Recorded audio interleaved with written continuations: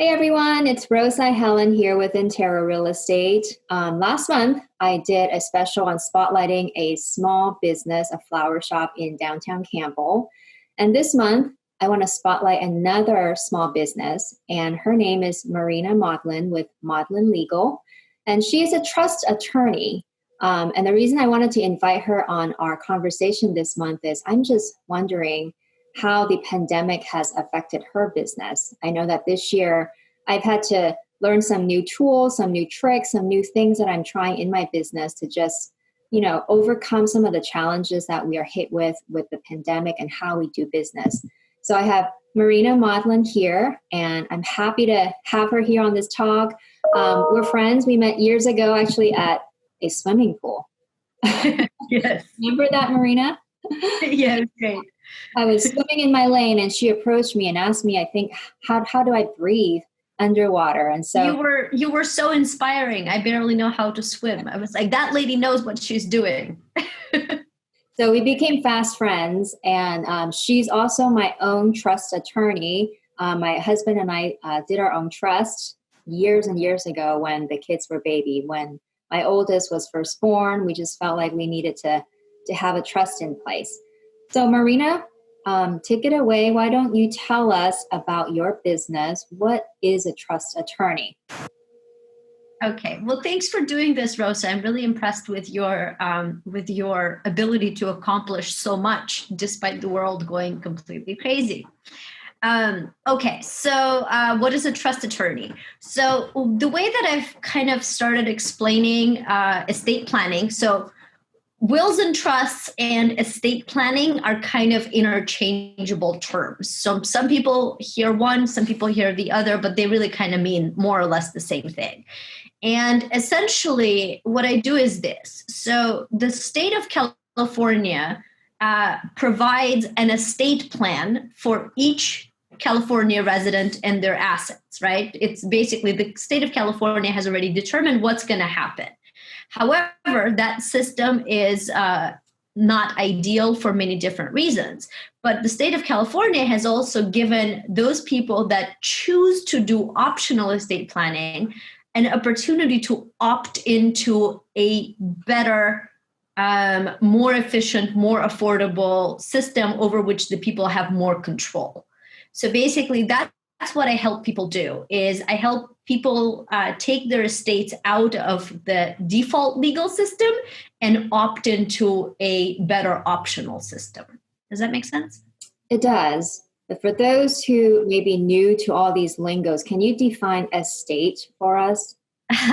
Estate is basically all the assets that you own. So estate is, I know in a non-legal language, estate, you think a castle overlooking a lake, but really estate is basically all of your assets. So starting with obviously your real estate, your house, your vacation home, your rental property, and ending with, your living room furniture.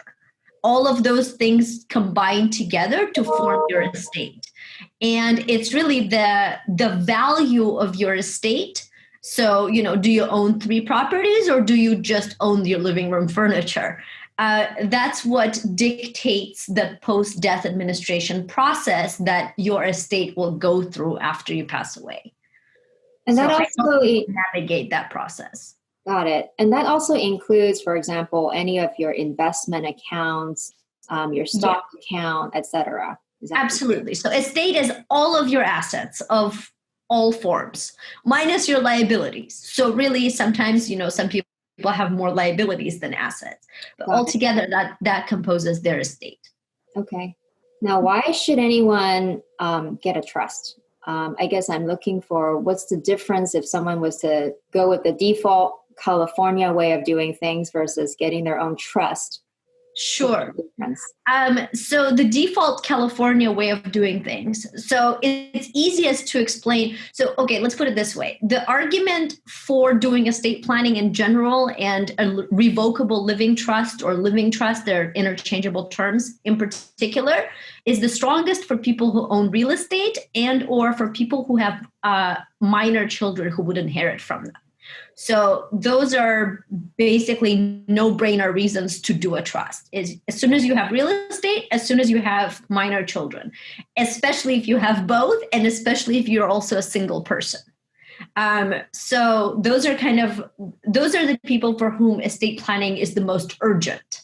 Not to say that if one of those factors is missing, you don't need to do estate planning. You could still benefit, but those are like kind of like the you will benefit the most if you have a house, a child, and no partner, right? But for those people in particular, the default California process takes at least a year, costs literally tens of thousands of dollars. And I mean like multiple tens of thousands of dollars. The fees for the default system are calculated as a flat fee percentage of the market value of the estate, disregarding mortgages. So Rosa, if you just sold somebody a home for $2 million and they put down 400,000, the fee is going to be calculated off of 2 million, not of 400,000. And for $2 million estate, the attorney fees are going to be close to $40,000. And the executor fees are also going to be close to $40,000. And then the court fees are going to be about 3 to 5. So we're talking about $80,000+ to transfer a $2 million home if the owner passes away. Not to their spouse, but to like their child or to their, parent, sibling, whatever, right? Wow. And it will take at least a year, and it's just a horrible process. Whereas if they do a trust, typically all the total costs come in well under $10,000, kind of regardless of the size of the estate. And that $10,000, it basically includes the planning and the post-death administration, right? And we can do it in as quickly as 4 months, and there's actually exponentially less work to do. And then also the kind of obvious other reason to opt into the optional estate planning trust system as opposed to probate is in the optional system, you actually get to decide who inherits from you. Whereas in the default system, the state has already predetermined that. So if you have a family where it's all going to your husband and then you guys just have 2 shared kids and then it's all going to those 2 shared kids, then you'll be fine with the default. But if you have any departure from that, then the default is probably not what you want. So if you have not a husband, but a significant other, maybe a partner of 30 years, some people do, if you don't do your estate planning and then you die, your partner of 30 years gets nothing, even if your nearest living relative is a 5th cousin that you haven't spoken to in 30 years. It will go to that person. Also, if you have separate children, like you have some children and your husband has some children from different marriage, that's a really complicated situation that the default rules will not make you happy if you look into them. Got it. Wow. Mm-hmm. It's amazing. I mean, it sounds to me that having your own trust really saves you money and also saves you time. And you have full control of basically where all your assets go to. That's what it sounds like to me. Yes, that's a great summary. Thank you. Yeah. I mean, my oldest is now 10 years old. And when she was first born, we're not really financially that savvy and planning estate planning. But we just felt at the time that, now that we have this living thing that we are caring for, and just sort of planning for the future, not that we're looking to die, but, we don't know when we die. It's something that's out of our control. And so we just felt that we needed to protect her for the future. And that's why we reached out to you to do our trust at the time. And now we have 2.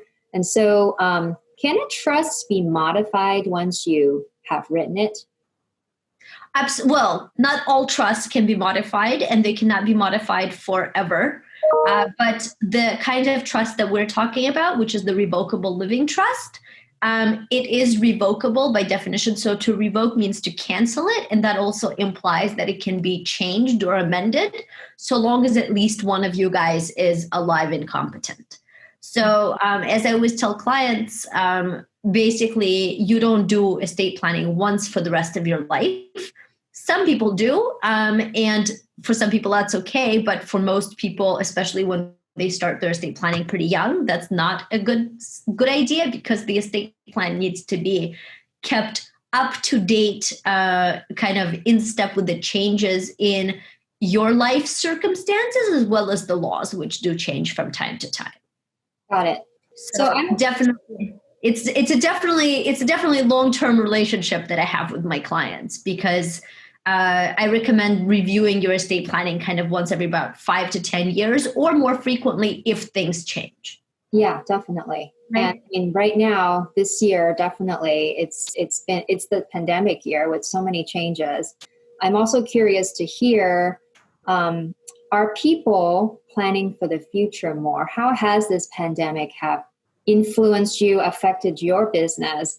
I mean, I'm hoping people are thinking about the future and maybe planning more. Maybe you do have more business because people are thinking, I should put a trust together to protect my assets and my children's future. How has that affected you? Yeah, so it's definitely been a very unique experience. So I am the firm, like it's just me. I do everything from answering the phone when somebody finds me on Yelp and calls me to, basically watching my clients sign the documents. So it's definitely been not boring at all, on top of just kind of the general world environment. So so this is a funny anecdote that I like, because I kind of felt like the pandemic was, remember, like in February, early March, it was kind of not clear what was going on. Like politicians kept saying one thing and then saying another thing. And it was clear something was happening, but nobody really knew what. So I actually had a client signing scheduled for one of my offices for Wednesday. I think it was like March 15th or something like that, somewhere around there. We were supposed to sign his documents in my office on Wednesday. And obviously I was watching all of this develop. And as you know, the estate plan is basically not worth the paper that it's written on unless it's signed. And it has to be signed in person, physically on paper with a physical notary. So like you can't docu-sign your estate planning documents. And so I was watching the pandemic develop, and I just had this feeling like that they're just going to shut everything down, even though they've never shut everything down before and it's never happened. And so on Sunday, I called this client and I'm like, hey, do you have time tomorrow? Tomorrow's Monday. I know we're meeting on Wednesday, but do you have time on Monday? Do you want to just meet tomorrow and get this signed? He's like, sure. And so we scheduled this meeting, and sure enough, basically on Monday, so we have the meeting at like 12 o'clock or something and sign the documents. And like basically that same hour, my office manager sent an email that starting tomorrow, the office is going to be basically closed until further notice.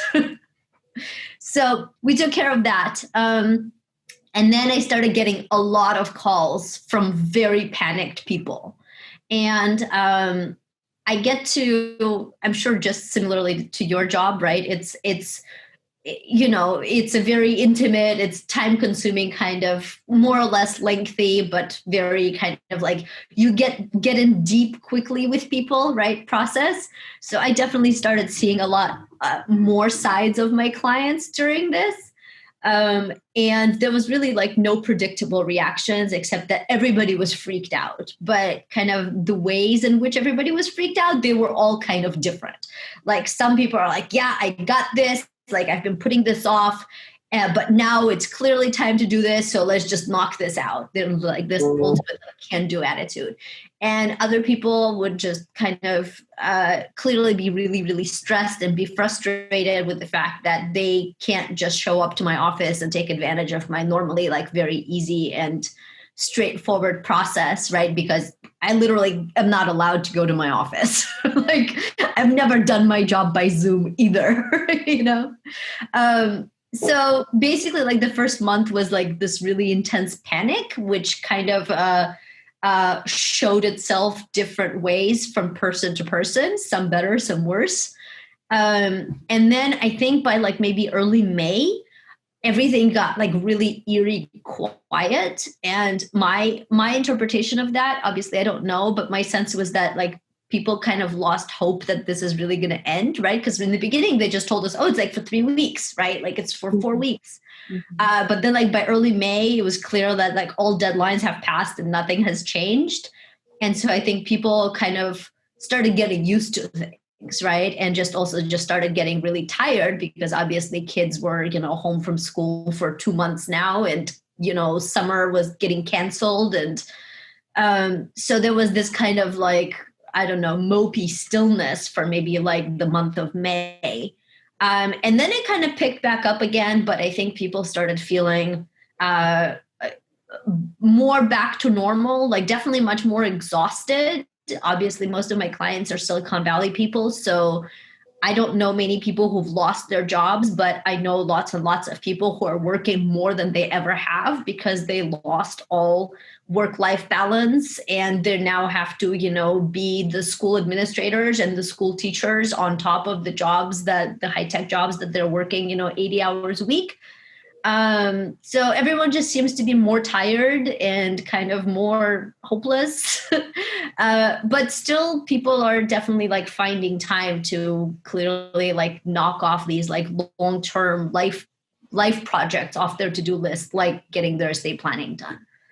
Yeah, that's really great. I'm happy to hear that you got some business and people were urgent and feel like this is something they've put off too long, and now is the time to do it. Now, where can people find you?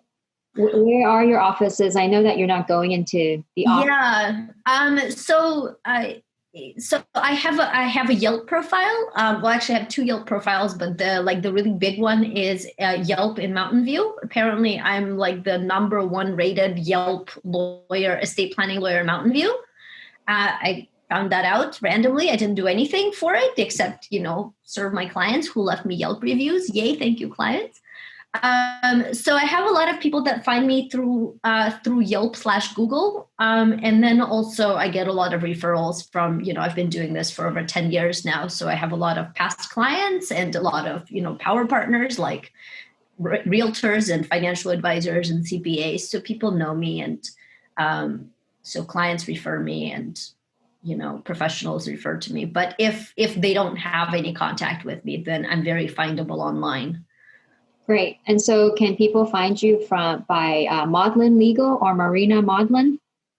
I'm pretty sure that all ways lead to my website because it's just everywhere. But modlinlegal.com is the website, and I do free consultations. And honestly, most of them start with, what is a trust? Or what is the difference between a will and a trust? Or do I need a will if I have a trust? Or so some total basics, and I don't judge and I educate everybody, although I have made videos on those basics and written books and blog posts, and there are ways to find that out without me telling you, but I'm happy to do that. So I do free consultations, and my calendar is totally live just on my website, where you can just go there and just click on the time that works for the person who wants to talk to me and their spouse if they're married. And I just, schedule a Zoom free consultation, and we talk about estate planning needs. We talk about estate planning basics. We address, any individual issues and decide if we want to work together or not. Great. Well, thank you, Marina. We're approaching 15 minutes, so I'm going to wrap it up. And it's been so fun to have you. Thank you, Rosa. We've definitely been, my husband and I have been really happy that we found you. And I've always liked your, boutique store approach, where Right. you're so proprietor, and you're the person who answers the phone, you're the attorney, and you're really knowledgeable, with the videos that you've done, and you've written books as well on the topic of trust. So, I just want to thank you for being on my talk today. And everyone, I'm going to have her information here. Marina Modlin is her name, and modlinlegal.com. So search for her. And she does free consultations if you have lots of questions around the topics of wills and trust, etc. So thank you, everyone, for your time today. I'm Rosa Helen with Intera Real Estate, offering you peace of mind in all your real estate needs. Thank you, Rosa. All right, let me stop recording.